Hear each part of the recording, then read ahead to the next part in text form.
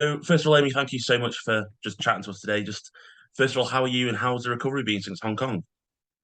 Thank you. Yeah, no, thanks for having me. Yeah, it's been great. I think we've been everyone's been on a bit of a cloud nine, but it is a little bit back down to earth with a bang. You come straight home from the highs of a good tournament and then it's back to normal life really. So yeah, back to training. Just come back from it now. So apologies if I look a bit sweaty, but yeah, just cracking on but it's definitely given me a well any I don't really need much more motivation, but definitely like a fire in the belly to keep pushing forward now. And obviously, that was the first medal for GB7s out in Hong Kong, the bronze. Just how kind of vital do you think that may be pushing forward for the whole GB7 setup, both women's and men's? I think there's a few layers to this thing. Firstly, in terms of the group of girls that are playing with, quite minus me, it's quite a young group. So I think it just the confidence and like knowing that we can win, we can beat teams, finding a way to win is going to be huge because actually since the GB, as you said, it's the first medal and it's that gradual climbing and getting better and better. So in terms of a confidence booster and just that belief, like it's easy to look at kind of your bigger teams, the teams that are performing at the moment, say they come from like a background of winning a lot. So when you haven't had that background to generate that belief is quite challenging. So this is huge in that sense, but also in terms of just the credibility of the program and like people taking us seriously and being in contention Olympics, but being in contention when we do, because we will, I'm sure, for a medal and being a serious contender, it kind of the knock-on effect of this is just showing people that we are serious about it and we are going about our way to prove a point really. And just kind of how difficult has it been of a journey for you? Obviously, like you said, you're one of the more experienced members of the squad, kind of the England Sevens losing their funding and then the Olympics being postponed, the disappointment of the Olympics as well, and then coming into this year's series and then trying to push as far as you can. Just how kind of difficult has that journey been? It's definitely been an up and down road, but then it always is. I think a lot of the things have affected everybody, so it's not just us. I think we were quite heavily hit at the time of COVID in terms of, like you said, losing the program, not kind of knowing what's what. It's not as simple as I think.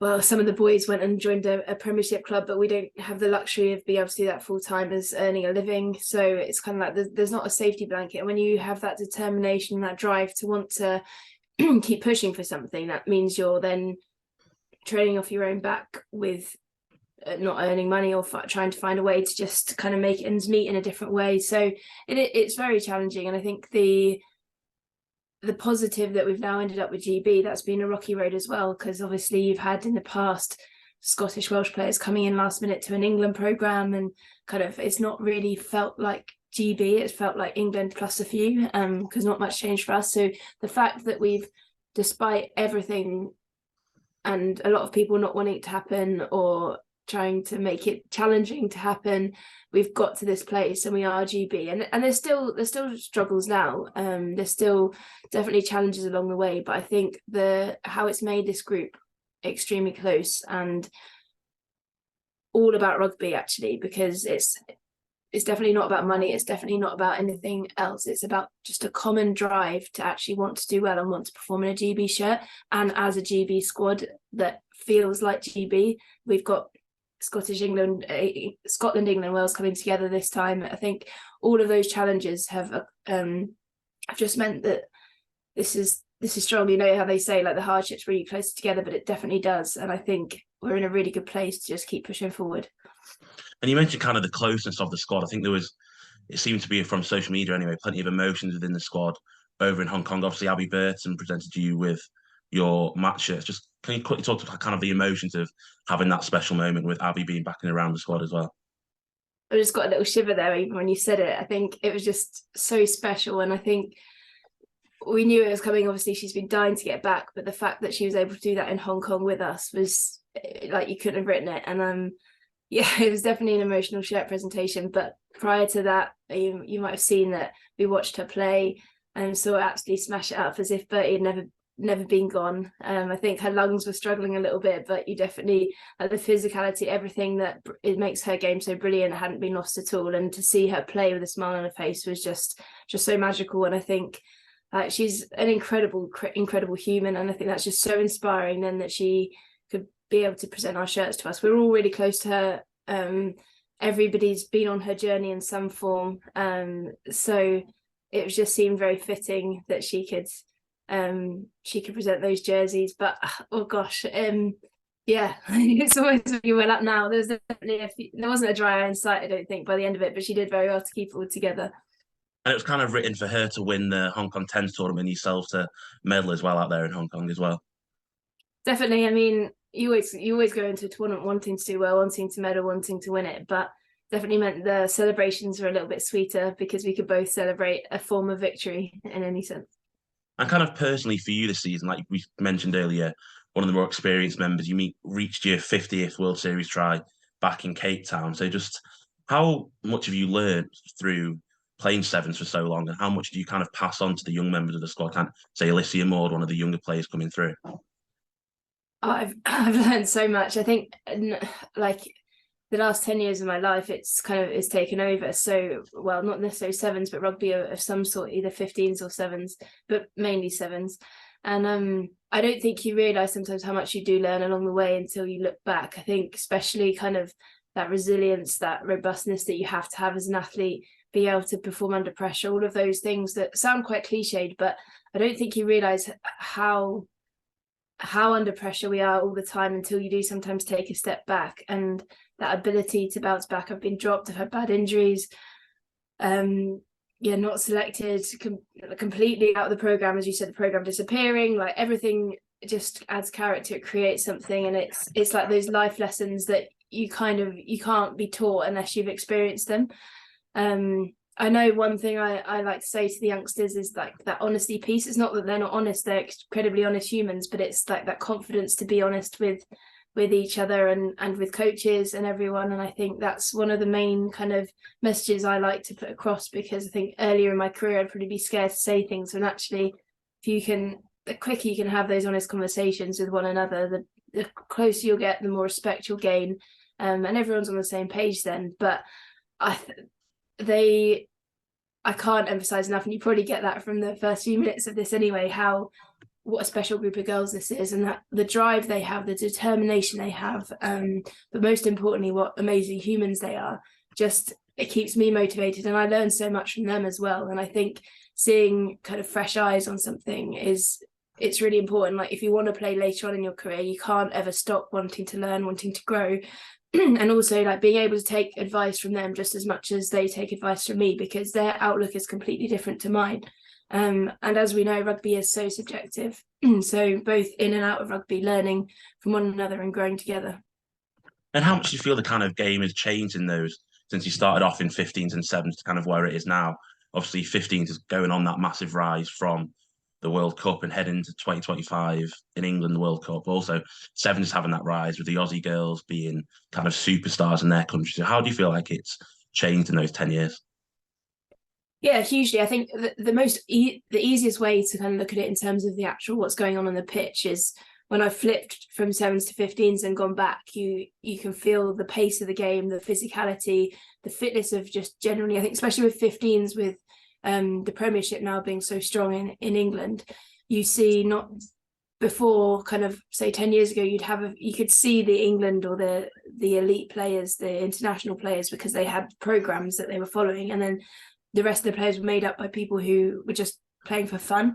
Now you see a squad of athletes that have got that investment and that S&C support and everything to make them just a full-rounded player, and then the off-field support as well, which creates a squad of all athletes, and then obviously that drives the game forward. So I remember when I went, we had a season where we didn't play at all and came back and played, well, after when we came back and played in the Premiership, when the sevens program disbanded, you just saw a huge like jump from when I last played in there, and it was a really exciting league to play in.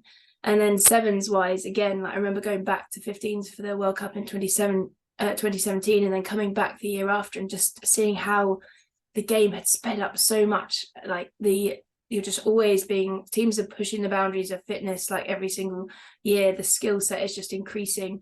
They're just constantly pushing themselves to be better, and it's sometimes when you're in it you don't notice it as much, but as I said, when you flipped across you're like, wow, this is going far. In terms of off field, I think it's definitely been a challenge for us here in the UK. As I mentioned before with GB, I think we don't have the recognition that other teams have in other parts of the world, but it is really pleasing to see, and like in Oz and New Zealand, how much the Sevens is supported. And I just hope that we will get to a place one day over here where we are seen on the same level. And I think we have got a long way to come. But things like, well, you having me on this podcast for a start and just raising awareness, we're working really hard as individuals, as players. But I think we just need a little bit more, and hopefully in the lead up to Paris we'll get a little bit more exposure and just keep pushing forward. And again, with good results, then that's easier to drive, so people start to be interested. But it's such a fantastic game, and it makes me sad how much is actually missed because of the lack of kind of the vision and intent, like how hard it is to watch. And yeah, like I just think if we can get things like that and people seeing how exciting a game it is, we're going to go in a really good place. You kind of mentioned Paris then and kind of the build to that. So what's kind of next for GB7s? Obviously, it's the Toulouse leg next, but kind of what's building for GB7s? What's also building for you personally on the pitch? I think it's funny again how Sevens works. A couple of tournaments ago, we weren't really thinking about automatic qualification. It was almost out of sight, and we were kind of aiming on the Olympic qualifiers, and that is still it's still very well. We've got two options now. Suddenly, like it's not impossible for us to qualify on the World Series, but it all depends on other people, how they do, how we perform, obviously, as well. So there is a possibility Toulouse could be a really big one for us, and we could end up qualifying for Paris through the World Series.